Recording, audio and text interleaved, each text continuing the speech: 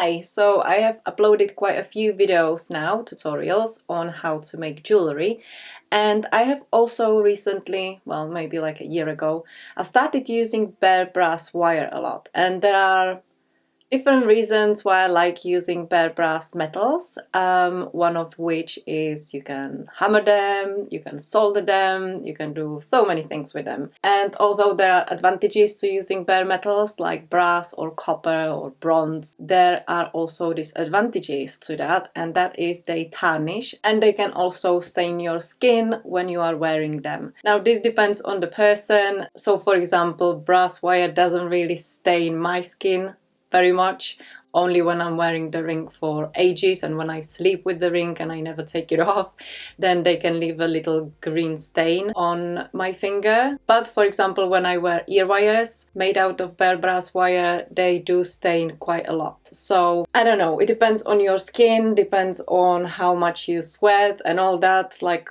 I'm always cold and I don't sweat very much. So this is how the bare brass reacts to my skin. But I understand that everybody is different and people have different reaction to it. Some people can even have allergic reaction to it, but then some people can also have allergic reaction to sterling silver and I don't know, maybe even gold. So I'm not gonna go into that. This video is gonna be all about that. Hopefully it will provide you with the information you need. Okay.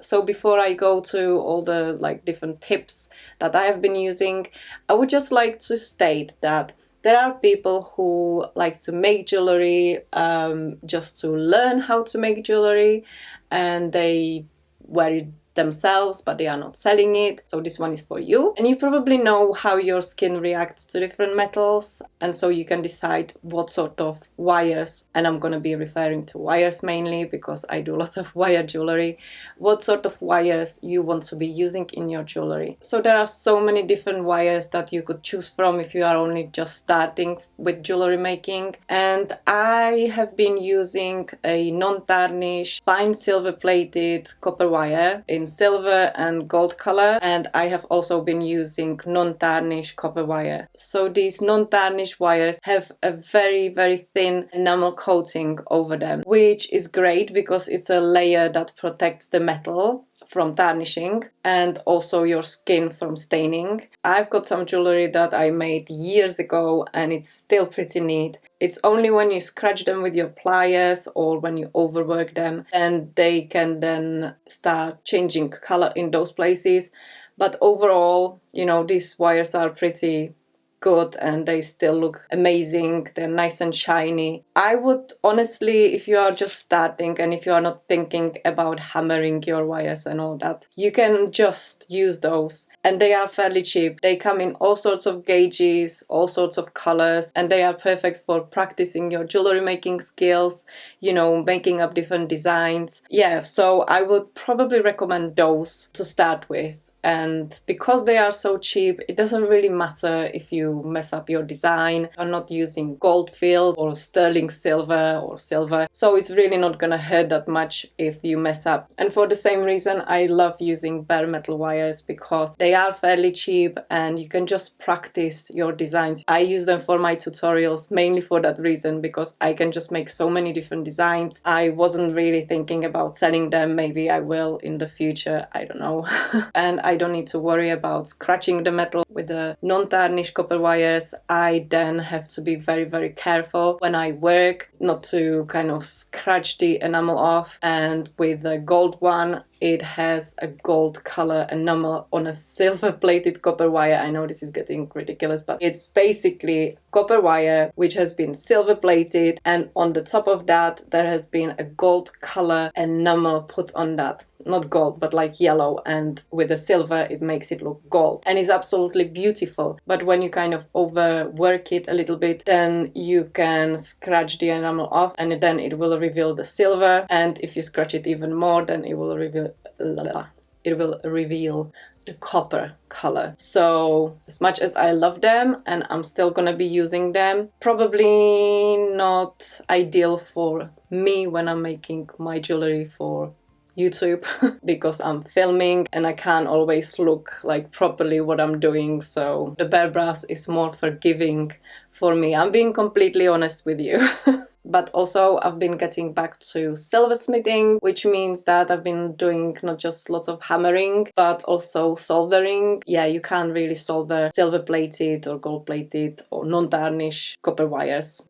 You just can't do that. So that's why I've been using a lot of bare brass. I also have some silver filled and gold filled wires, but I have been doing a lot of brass jewelry, you know, just to learn on them, see how the metal behaves and what I can do with it. And I love it. I absolutely love it. Now, if you are still thinking about using bare brass for whatever reason, I mean, there are very good reasons to use them. For example, it's more sturdy than the copper wire. Copper is softer. And honestly, I've been talking about bare brass a lot, but that's only because I don't really use bare copper. But if you are making copper jewelry, it applies to that as well. So like I was saying, if you are thinking about using bare brass, then there are ways to go about it. And I'm gonna start with my favorite way of going about it, and that is to use a good polishing cloth. I know this sounds basic, and I will show you a different way to kind of stop it from tarnishing, but this is just the easiest way to go about it, really. When it gets tarnished a little bit, you can just use some soap and a soft toothbrush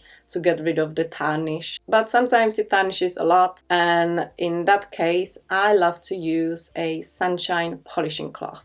It's a yellow cloth and it's filled with some sort of polishing compound. You can just cut a little piece off and just use it for polishing your jewelry, and it does a really good job. And once you polish your jewelry, it will probably last you about a week, or mine usually lasts about a week. It will be nice and shiny, and then maybe in a month, if you leave your jewelry outside, like just on a shelf, then it will tarnish quite a lot. This brings me to my other point: keep your jewelry in sealed bags or in airtight containers. And honestly, if you are thinking about selling your bare brass jewelry, you can get your sunshine polishing cloth. It usually comes in different sizes, but just get the biggest one. Get a pair of shears, and then you can cut your cloth into little pieces. It will still look professional. Put that cloth into a little bag and send it with the jewelry.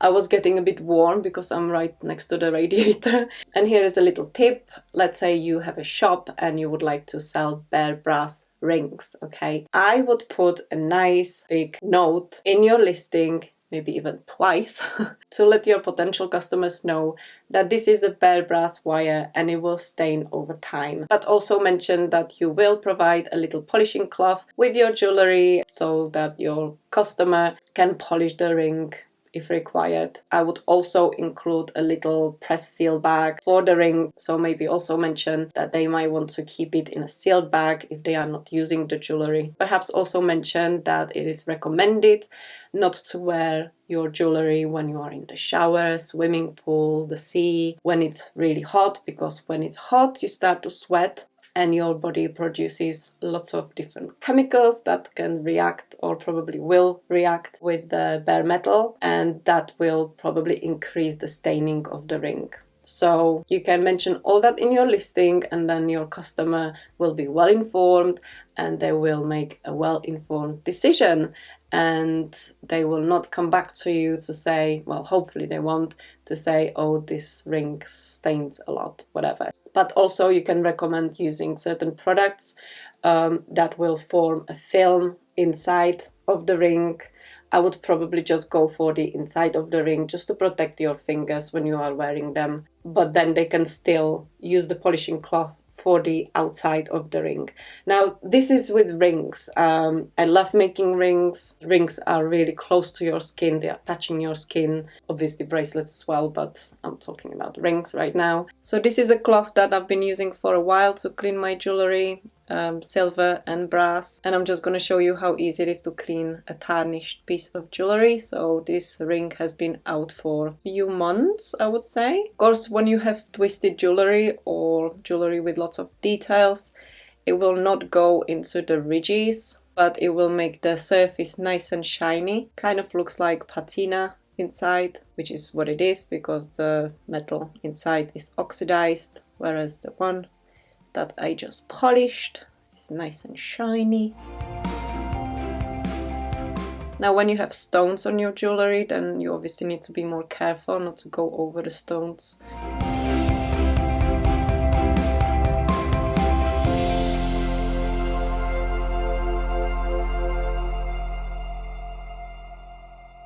So this ring was out on my shelf for about 2 weeks, and again, you just need to give it a little bit of a rub with your sunshine polishing cloth or whatever polishing cloth you're using.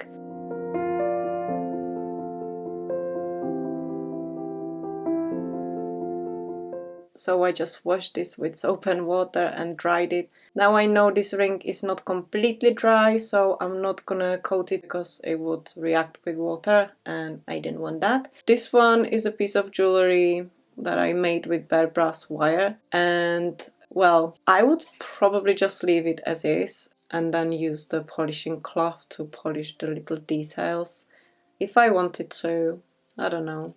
But it does tarnish. You can see it tarnishes quite a lot. Just don't use the polishing cloth on anything that's gold plated or silver plated, because it will take the plating off if you rub it long enough. So if you wanted to get into little gaps, you could use double-sided tape and stick some polishing cloth on it, or just like wrap it around like so. And this is a brush, but obviously you can use other things, don't need to use a brush, and then you just rub it like so. Again, be careful not to get too close to the gold plated setting, but you can do it.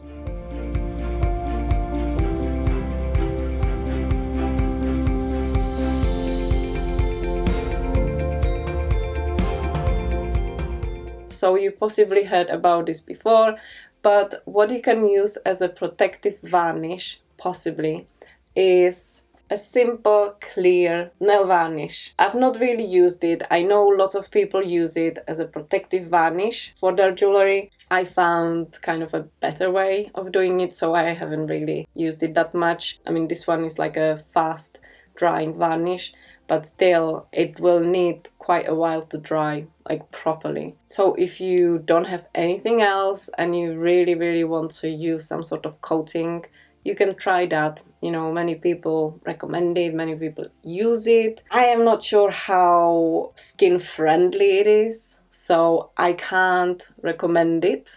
I don't want to recommend it, but I know that, you know, lots of people use it. So also I'm just going to go back to the gold-plated wire. It's not gold-plated, but let's say silver-plated gold wire. The wire itself is really nice. I mean, I can see it. I think there was like one little scratch, which is fine. But what you could do is where the wire is cut, that bit will turn usually black, and so you could use a protective varnish to coat just that little bit that gets exposed to the air. So any exposed wires in this jewelry I would coat with a little bit of varnish, and that should do it. That should do the trick. I would not use it for ear wires though. Obviously it's going through your body, so I wouldn't do that. On the other hand, if you are using ear wires made out of the non-tarnish wire, and I feel this isn't a problem. I can't speak for everyone. Somebody might not like it. There is that enamel that coats it, and it should be non-toxic. It should be fine. I have never had any problems with my ears wearing them, and I wore loads of different earrings that I made. You could combine 2 different wires. You could even use gold-filled wires if you want to be fancy. Just find something in a similar shade. You could have earrings made out of bare brass discs with the non-tarnish wire ear hooks, or gold-plated or stainless steel ear hooks. The stainless steel ear hooks can be bought in number of colors. They can be gold as well, which is a coating over the stainless steel. You can always combine different metals however it suits you. But the main point is I would not recommend using bare brass or bare copper wire for ear wires or ear studs or what have you. I just wouldn't, because they will definitely turn green. And I apologize if I'm going from there to there, but there is just so much information and I didn't write it down.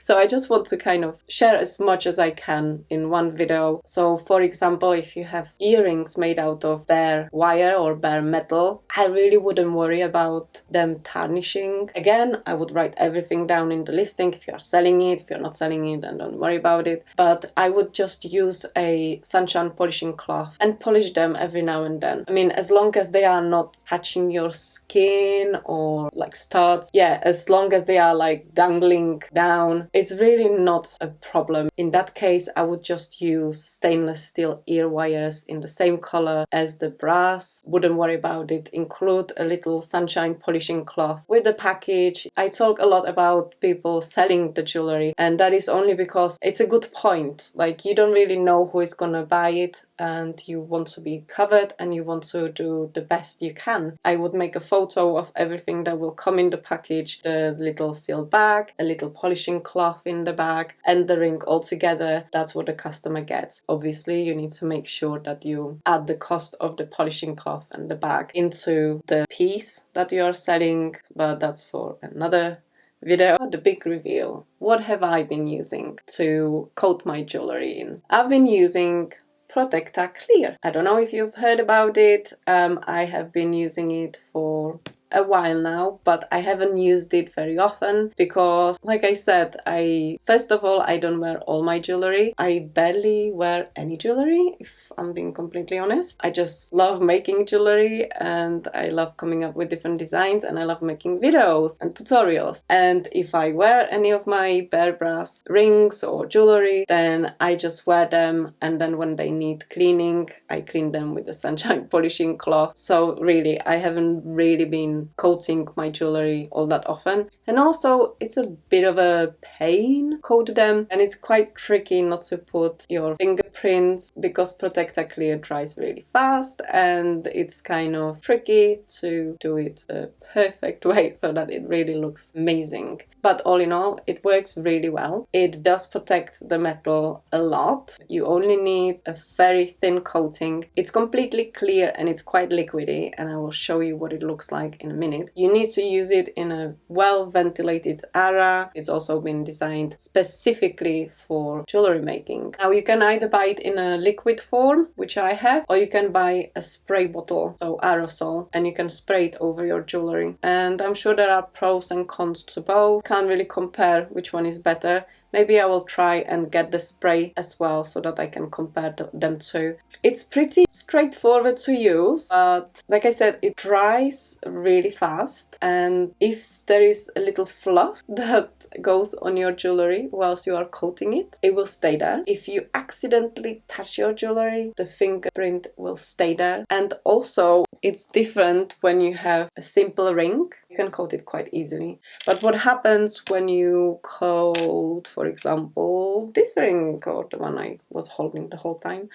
you are actually coating it, and you've got like little loops or little holes in your wire. The ProtectaClear will actually coat it, and it will be like a film inside the loop. So it will be like a window, if you like.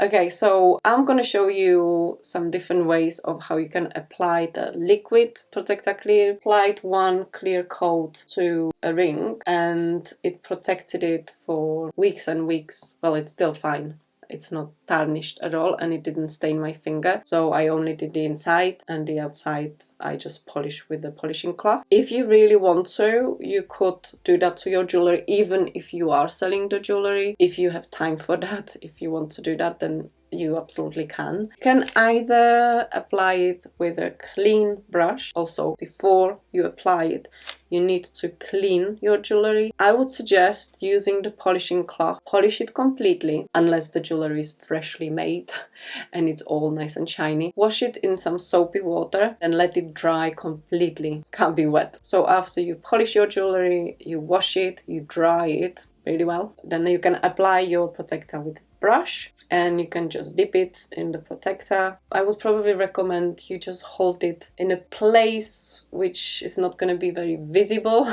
and then coat one side first. Try not to get really close to your fingers because the protector can kind of go on your finger and on the outside. Now, once the protector gets somewhere, it will stay there. You will not really be able to take it off. You will need some sort of chemical to remove it. You can either hold it with your hand and just coat it like so. You can use a brush, or you can use a cloth. Don't use any cloth because nothing which could leave fluffs is recommended.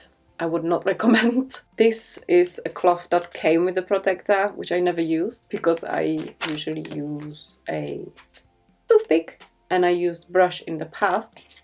If you use a brush, it will go into the bin afterwards. It will just harden, so you won't be able to wash it off. So rather than holding it in your hand, I think it will be dry to touch in about 5 minutes. Wouldn't touch it with my fingers, but I would then put it down. Or if you have one of these, so these are my tweezers that I use for soldering. You open them and close them like that, and you can hold your ring in these. If you have third hand or thinking about getting it, I mean, it's very useful. You can just pop it back and then you can coat it inside or outside. If you are worried about the tweezers scratching the ring or making an imprint, you could always add a little bit of hot glue on one side, a little bit of hot glue on the other side, let it dry, and then you will make yourself kind of like nylon jaw pliers, tweezers.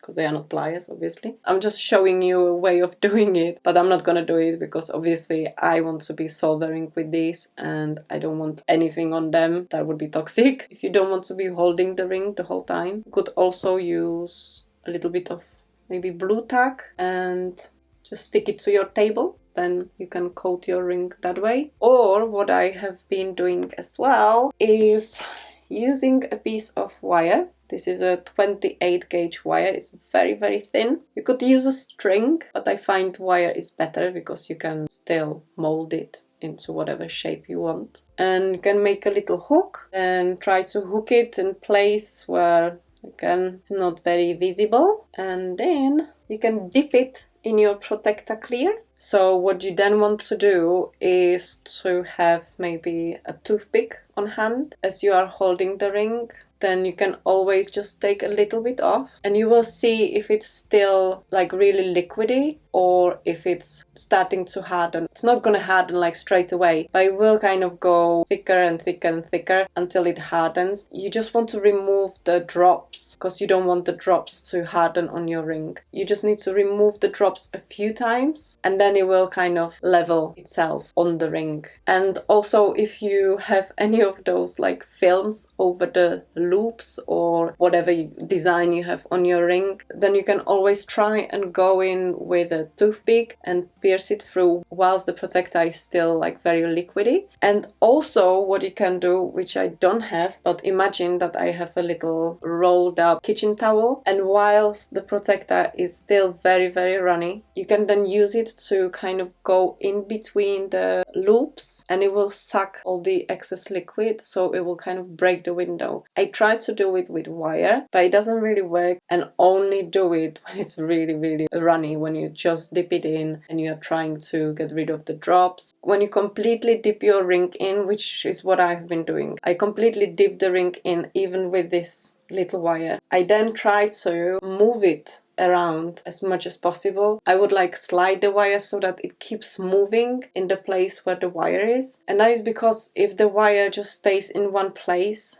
it will dry there, it will get stuck. You can remove it afterwards, but then you will have a mark in the protector. If you have a little mark somewhere, then just use a little bit of that ProtectaClear and just put a teeny tiny bit on the spot where your mark is, and then that will get covered. And also remember, this is the place which is gonna be like hidden, so if there is like a teeny tiny mistake, then maybe nobody will notice. It's possible that it will still form a film in some of those loops, but that's just what it is. Unless you want to use the spray. I imagine if you are going to be using the spray, you will want to hang your piece somewhere in a similar way as what I've been doing with my little piece of wire. You shouldn't be just leaving it sitting on the table because the protector will harden and it will just stick to your table. When you take it off, it will leave a mark on the bottom of the ring where it was kind of touching the table. So I would just keep it hanging, spray it from all sides, and maybe keep it moving on the wire if you are using wire. That should do it. But if you are using other techniques like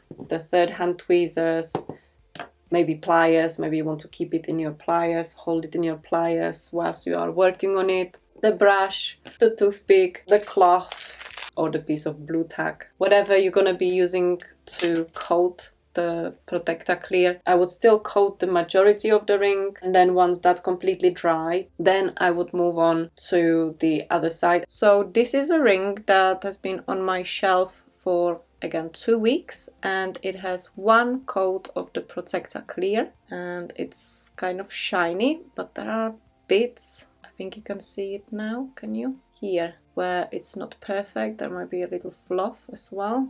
So I'm gonna try and apply another coat with the ProtectaClear, and I'll just show you what I'm doing. Another thing when you are using ProtectaClear is you are not supposed to dip your jewelry right in your container, like the original container. Use a smaller container because the metal could contaminate the whole contents of the original container. It could go rusty, it could discolor, all sorts of stuff could happen to it. So I don't want to risk that. Also, there could be still some grease left on your jewelry, and all that will go into your original container, and then you won't be able to use it. I mean, this is only a small container, it's 120 milliliters, but still, it's not cheap, and I don't want to risk anything. So this is the one I already dipped in the ProtectaClear about 2 weeks ago.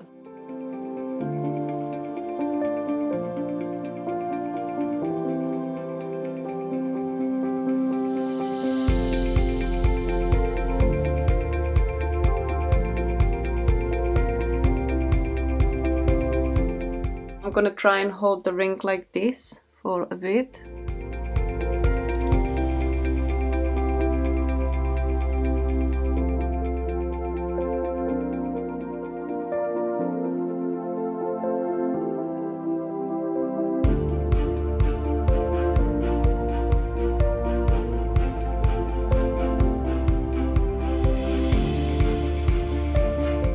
So I just cut a little bit of the cloth that I bought with the Protecta, and as you can see, it's like, well, it's stretchy, but it's very smooth and it doesn't have any fibers coming out of the cloth, which is good because we don't want any fluffs to be left on the jewelry.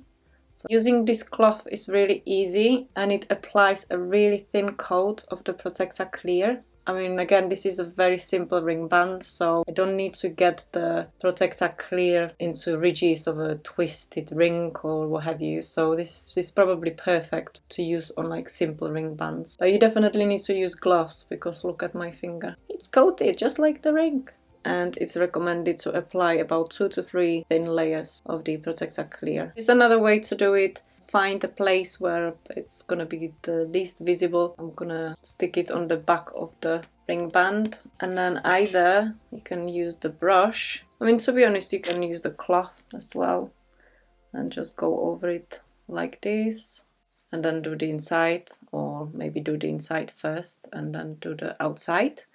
And try to do it fast, because otherwise it will start getting sticky and then you won't be able to do it, and it will leave imprints. Or you can just use it for the inside. You need to be very careful when you do that. Don't move your fingers at all, because if the Protecta gets on your fingers that are holding the ring, and then you move them again, then you will get some patches with Protecta on the outside of the ring, and then some will just tarnish. And again, maybe apply another coat later on once the first one dries. So I just wanted to show you this ring that I made ages ago, and it's the lazy ring. And this is the non-tarnish copper wire in color gold. And look how beautiful it still looks. I mean, I made some mistakes here, and you can see that it's kind of discoloring a little bit. It's overworked. But other than that, I think it's perfect. So yeah, I've got nothing against non-tarnish wires. I think they are great. Just to show you, because I don't have another simple ring band, so I'm just going to show you on here. You can simply take some ProtectaClear on a toothpick and then hold your ring band, or just stick it on a piece of blue tack, and then run your ProtectaClear like so, just inside, and I will give you a nice protective coat inside with a toothpick. You don't need to use a brush or a cloth or anything. But I guess the cloth is probably the best. This is the first time I've been using it and it really works well. So I would probably recommend that. But you would get a slightly thicker coat with a toothpick or with a brush or whatever you want to use. So yeah, and then you can run it over that way as well. But I think in my case, I like using it on the inside if I use it. And then I use polishing cloth on the outside. But not on this ring, because this ring doesn't tarnish, because it's non-tarnish and it's still beautiful. And this is another non-tarnish wire, and I even made a little earring hook with non-tarnish wire. But now, as you can see, that non-tarnish wire tarnished where it was cut, where it's exposed. Perhaps you can get some coating and just coat the, I mean not now because obviously it's not clean, but I'm just showing you. You can just tap it a little bit with the ProtectaClear and the exposed wire is not gonna tarnish over time.